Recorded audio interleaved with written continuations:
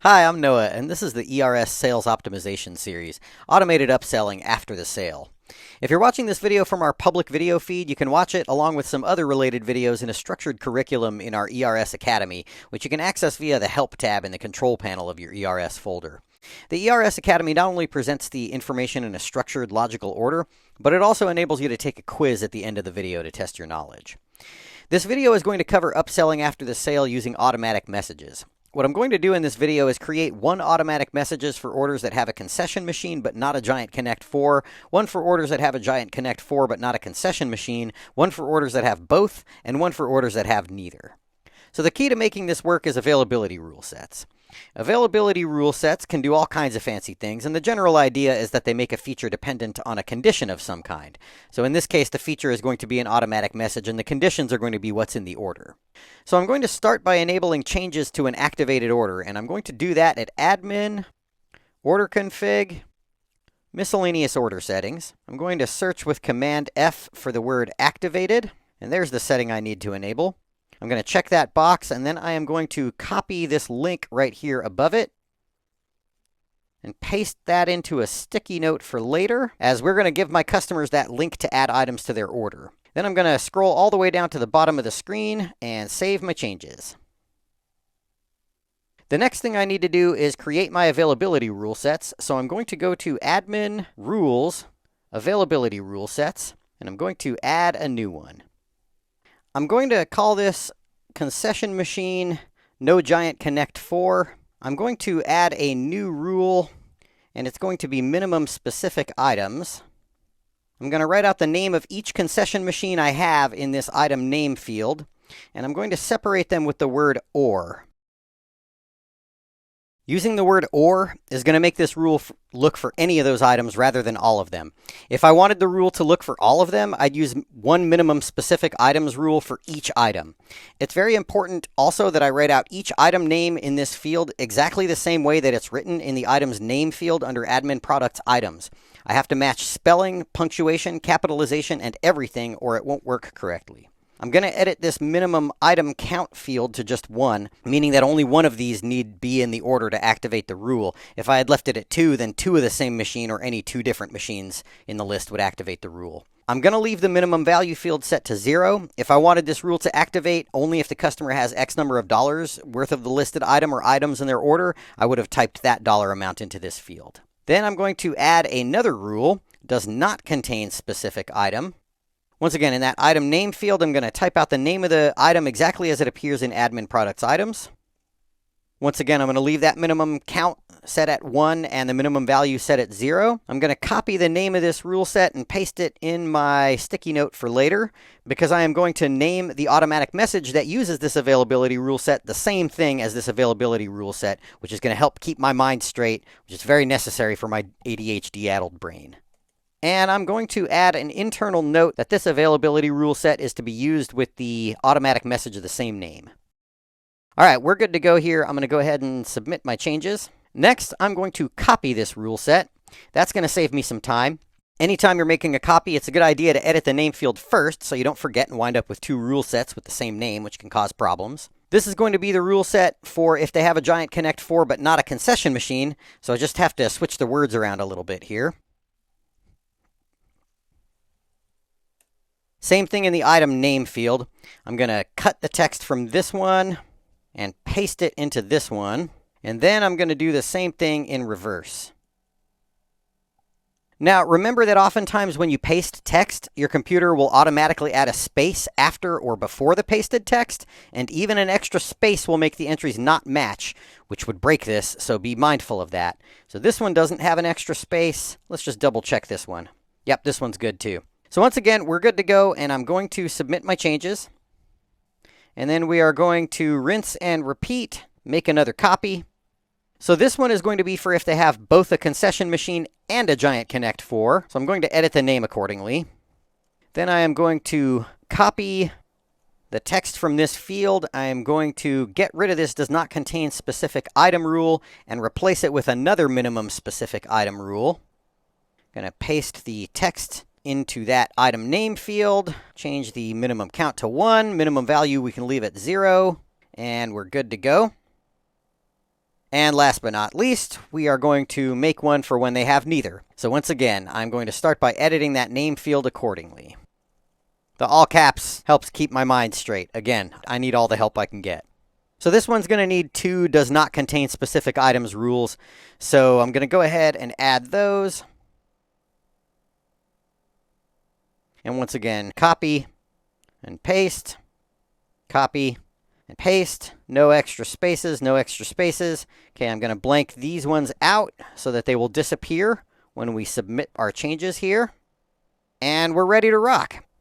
Now, a quick note about all this. You can actually use the minimum category items and/or does not contain specific category item to use an entire category as the variable here instead of individual items. Since all the items I'm using as variables for these rules are in the same category, I had to get more specific down to the item level. Okay, so we are set here. Get it? See what I did there? Set. Rule sets. I'll be here all week. Anyway, so now I have to create the automatic message and attach the availability rule sets to them. So I'm going to go to Admin, Documents, Automatic Messages, and I'm going to go ahead and add a new one. Oh, and I forgot to copy the names of each one of those availability rule sets. That would have saved me some time. All right, no worries. I copied the one at least. So I'm going to go ahead and copy it again and paste it into here. I'm going to set this message to send out 2 days before the event. So we got to go 2 in days to send, and before order starts, I'm going to use the setting company receipt email merge field in here, and I'm going to come up with a clever subject line that isn't too obviously salesy. I'm going to write out a bit of text here in the content area, and I'm going to speed up the video so you don't have to sit there and watch me type for minutes on end. Now remember that link I copied earlier? I need to put it in there so that my customers can add items to their order. I'm going to go ahead and copy it.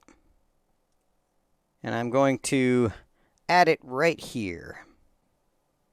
Let's make sure to use HTTPS. And when we paste, this field will automatically remove the HTTPS from the front of the link because it can tell we have it up here already. Going to make sure that this link opens in a new browser tab because I think that's a better customer experience. And I believe we are good to go here. So I'm going to go ahead and click OK there. Now then I'm going to add some pictures. With each of these messages, I am going to lead with the Giant Connect 4 or the concession machines as appropriate, but I'm also going to include a gift card.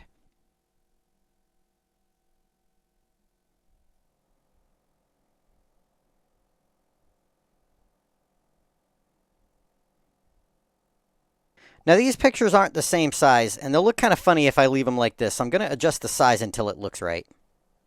So this one is 217 pixels high. So let's try that height for this one.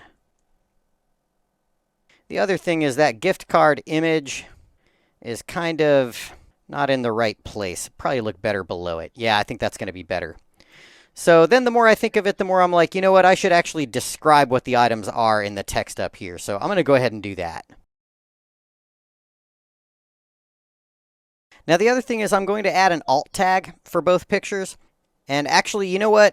I'm thinking maybe if these are going to be up and down, maybe I should make the width the same for both of them. That's probably going to look the best in here. Okay, yeah, I think that's better. So I'm also going to go ahead and add alt tags to my pictures. In case you don't know, alt tags are a brief description of a picture, and people with visual impairment use what's called screen reading software so they can know what the picture is since they can't see it. Alt tags on your website are really good for your SEO, though of course that's not relevant to an email, but it's still worth doing in my opinion in this case, both for any blind customers who might come your way, and also it's probably good for your email deliverability. So the alt tag goes here. And I'm also going to make these pictures clickable links. I'm going to actually paste that same link that they're going to click, that they can, click on up there. I'm going to put that in here as well. And once again, I'm going to make it open into a new browser tab. And then I'm going to do the same thing over here. Now the other thing is, I'm thinking I like having the logo in my automatic messages most of the time. And I also like to use some merge fields, kind of as like a signature block down here. So I'm actually going to copy all that stuff from another automatic message. So I'm going to open up automatic messages again in a separate browser tab. And I'm just going to click into one of those automatic messages in here and copy those merge fields from this message. So here's the logo merge field. And then here is the signature block stuff.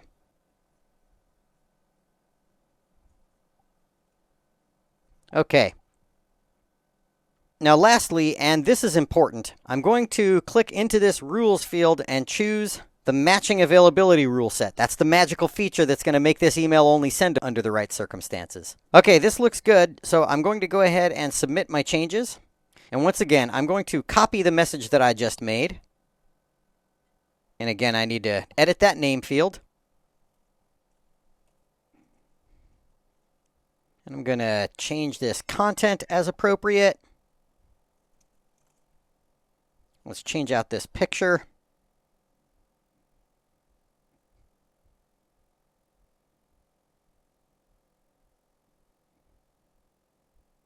And once again, let's adjust the size. This one is 95 tall. So let's make this one 95 tall as well. And this one as well. And then I'm going to copy that link from in here and add it into each of these pictures.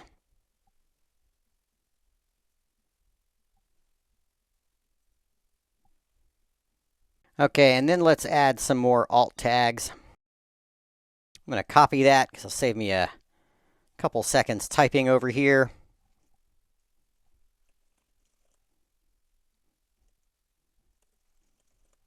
And lastly, I need to edit the availability rule set. Then I can go ahead and submit my changes. You get the idea. I'm going to do this 2 more times with feeling.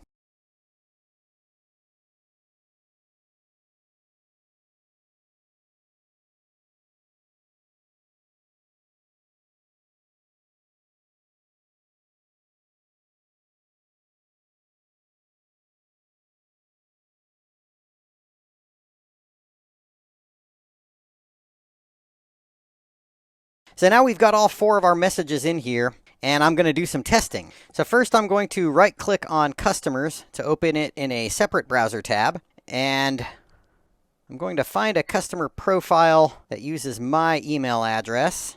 So I'm going to find an order that matches the criteria for each one of these rule sets and messages we've just made. All right, 3149 has a concession machine and no Giant Connect 4. 3186 has both. 3185 has a Giant Connect 4 and no concession machine. I'm going to make a new sticky note, and I'm going to type each of those order numbers onto the sticky note with a note. Now, I don't have an order that matches the criteria for my last availability rule set that has neither a concession machine nor a Giant Connect 4. So what I'm going to do is I'm actually going to copy this order.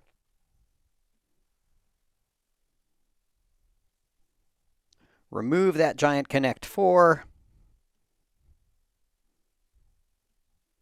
And submit the order without a payment. Now, of course, I'm going to manage the payments as needed and then cancel these orders once I'm done here, since these are not real orders. Then I'm going to go back into automatic messages. I'm going to click into my first order, my first message. And I'm going to test this message with each one of these order numbers. It should only work with one of them, the one that matches the criteria in the availability rule set. In this case, that's going to be number 3149. So this one should send.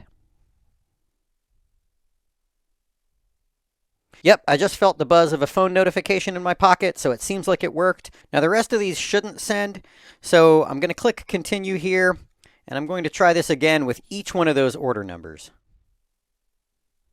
All right, so the second one is order number 3185.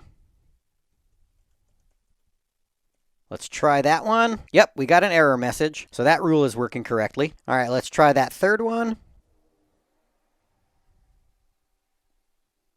That one is 3186. This one also should not send. Sweet, got that error message again. All right, and then last but not least, and I forgot to write down the order number on that last order I placed. So let me just double check that right quick.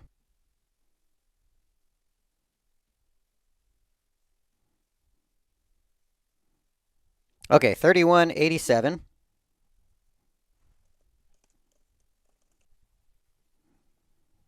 Sweet!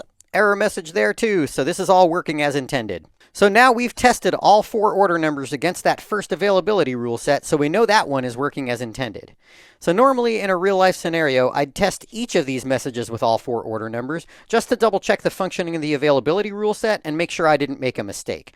Since this is a training video, I'm going to call this good in the interest of time. But you get the idea, and since you actually are operating a real business and not making a training video, you want to complete that testing thoroughly with all the order numbers and all the messages.